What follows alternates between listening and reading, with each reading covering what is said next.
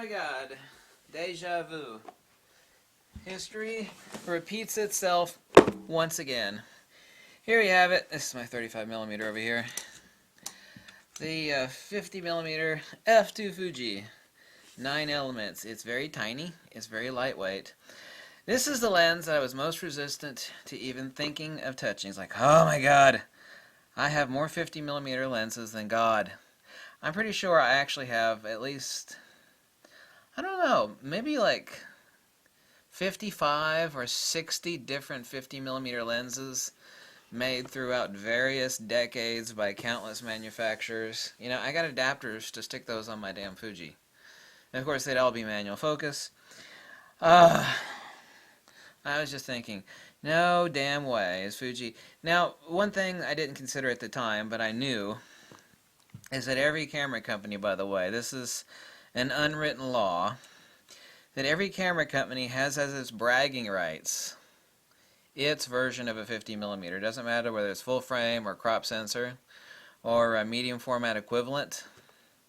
Every camera company has this, you know, baseline. It's like, what's your 50mm like? It's like, what's so-and-so's 50mm like? And, you know, I should have taken that into consideration because the next lens up the line would be their 80mm macro, but Fuji didn't have a 50mm lens yet, and it's this unwritten law of photography manufacturers that they have to come out, when you come out with a camera or a new mount system, that there has to be some kind of damn 50mm. And of course, Fuji was working on theirs, and here it is. Back when Fuji came out with their 16mm lens, which is their best lens, by the way, I was like, oh, Jesus, you know, I don't want to try that lens. Turns out it's Fuji's best lens. I was so incredibly... I made the same mistake again. I'll admit it. I was incredibly resistant. Now, I borrowed this lens. I have not paid for this lens. I was going to borrow it to test it, and I've been beating the hell out of it for these past many hours. I'm going to continue to test it for a few more days, but I only need about 5 hours of the lens to give a full conclusion on it. I mean, after you've tested a bazillion lenses, I mean, I don't need a long period of time to come to a full conclusion on the lens. I mean, I own every FUJIFILM lens except for one. That's the 100 and the 400mm. So, I screwed up again. I didn't have this lens until just now. Well, not just now, but earlier. And it's incredible. I'm not going to be returning this lens because I borrowed this lens. Thankfully, it was new in the box instead of like a store demo. But I'm not going to be returning this lens. And this is from the guy that owns more 50mm lenses than God. That being me. Oh my god. Even the 50mm Nikon pancake lens, I've got like 11 copies of that lens alone. It's like, well, how could it be? How good could it be? It's an f2. Well, it's a very simple 9-element count lens. One of them is ED aspherical, which it gives a damn right. Stunning saturation and micro contrast. This would be the black and white winner, by the way, for Fujifilm. Simplex lens design, like I said, with the one ED aspherical.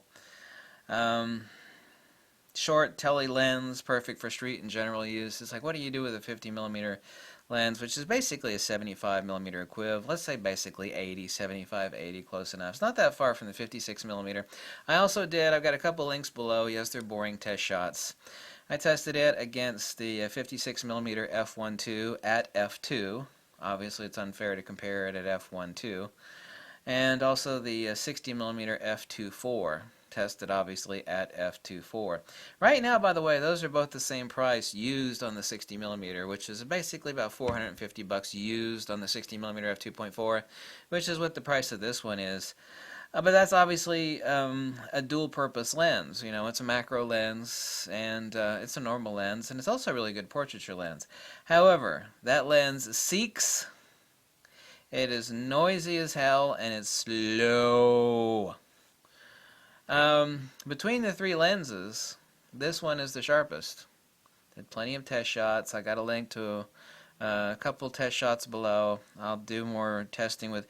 I really don't need to do any more testing with this lens, but I'm going to anyway. I did a lot of test shots of a lot of different stuff. I went back and forth swapping lenses because the three to compare it to would be the 56mm f1.2. Obviously, I'm not going to render things with the super shallow depth of field at f1.2 like I could, which I can't with this lens at f2. But calling this a poor man's 56mm f1.2 is not illegitimate. It is legitimate. People today think that, oh God, you can't shoot anything in portraiture unless you start out at like f1.8 or f1.4, and that's absolute BS. That's not true. That's not true at all. It's a good substantial bit sharper than the 23mm and the 35mm prime, but that should be no shocker. It's a 50mm lens. I mean, it is absolutely going to be sharper than the 23mm, and certainly so the 35. It is incredibly lightweight. It's a very tiny little lightweight lens. As I said before, the universal bragging right of every company.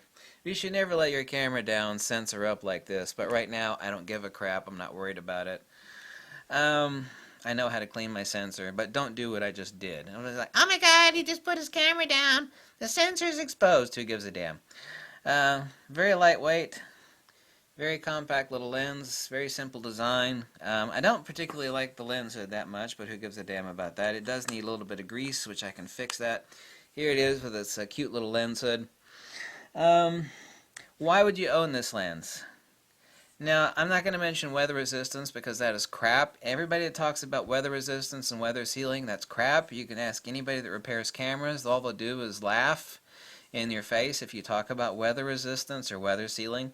It's absolute crap. No camera, no lens is truly weather sealed.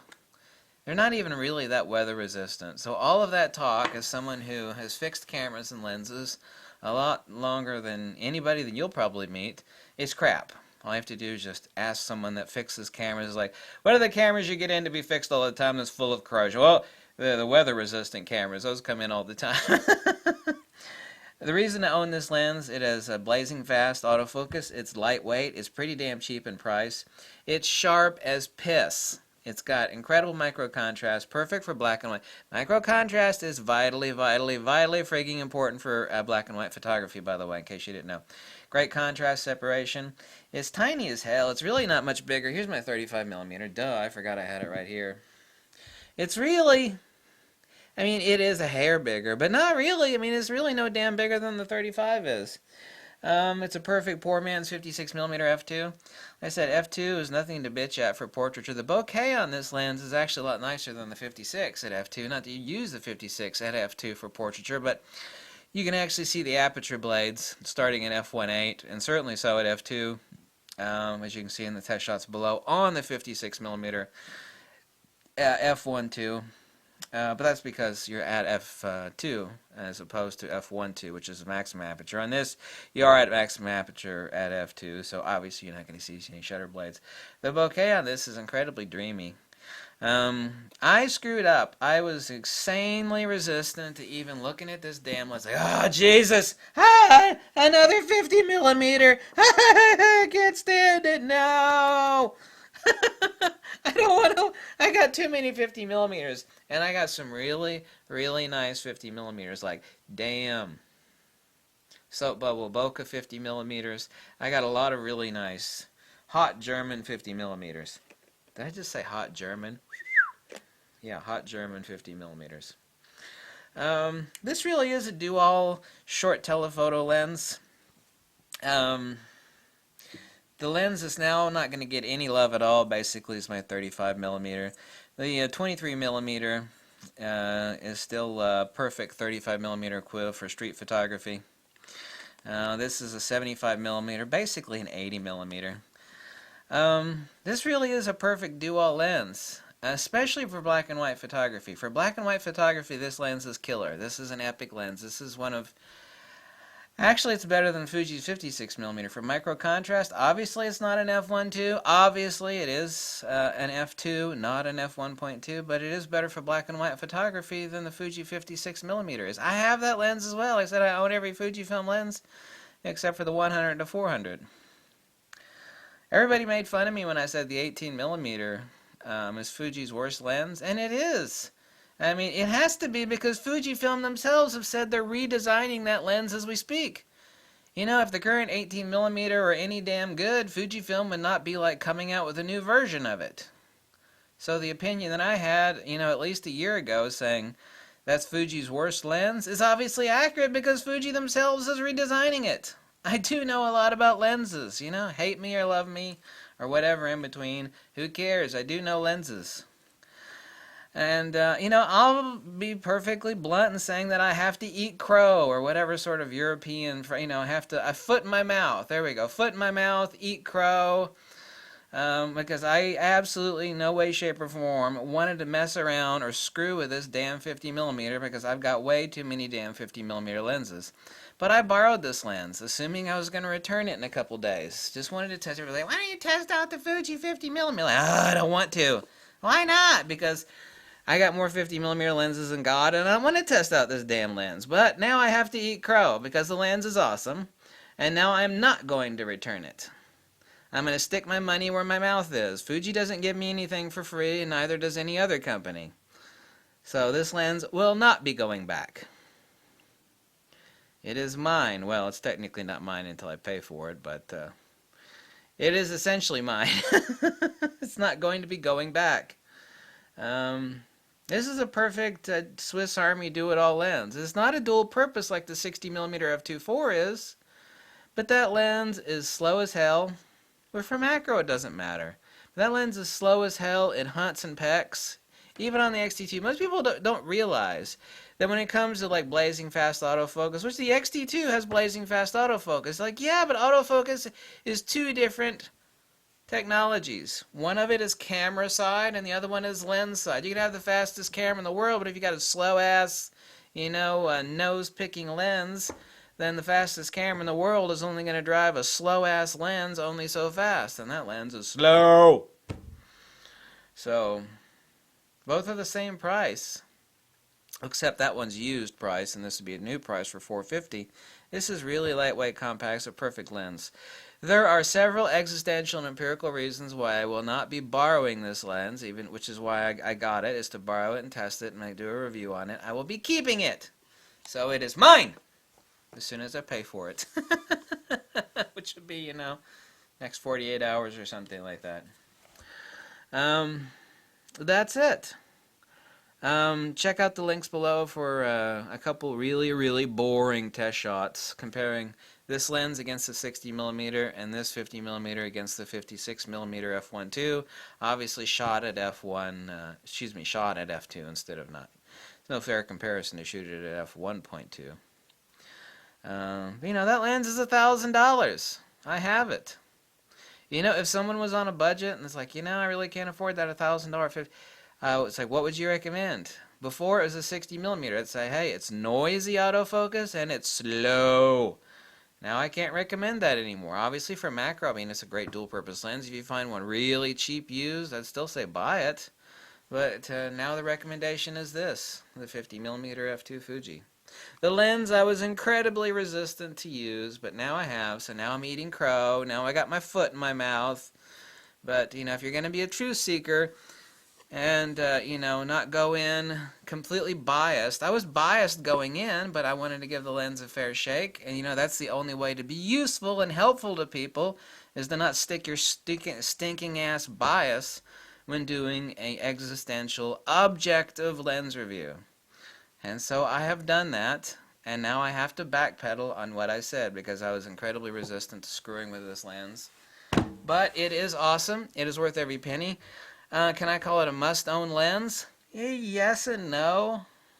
Depends on what your budget is. If you're a black and white photographer that wants a short telephoto street lens, then this is an absolute must-buy. Let me repeat that. If you're a black and white photographer and you need a short tele lens for street work or just general screwing around like headshots in an event and a get together, this is a must-own lens. And now it's a 75mm, so basically 80mm, 75-80, close enough. A short telephoto field of view lens.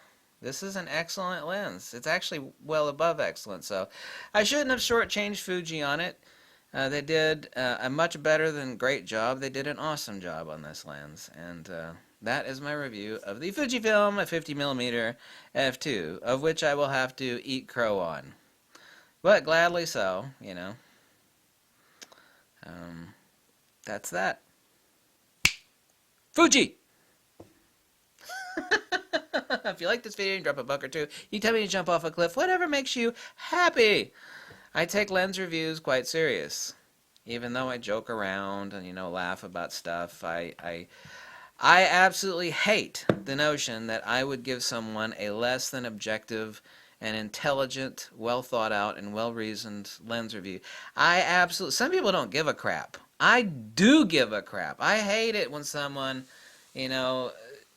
just gives you a half-ass lens review. It's like they don't care if you piss your money away on something that's crappy or what. I don't do that. I hate that. I never want to do that. Never, especially on cameras or lenses. People work hard for their damn money. Just because someone else spends it and it's not my money, I'm like that. I like worry about other people's money. It's like if I see somebody that I'm a friend with or a family member, it's like, Jesus, don't do that. They'll go to me, well, it's not your money. What do you care? It's like, I don't care if it's my money. I hate to see you, get fleeced, or I hate to see you piss your money away. I actually care. That's called, if I didn't give a crap, I wouldn't give a crap, but I do give a crap. You believe that or not believe it, but it's the truth. So anyway, thanks for watching. I'm back from Florida. I'm still sunburned up here on my shoulder, but that's because I'm a white pasty-faced devil. Yeah, something like that. Bye.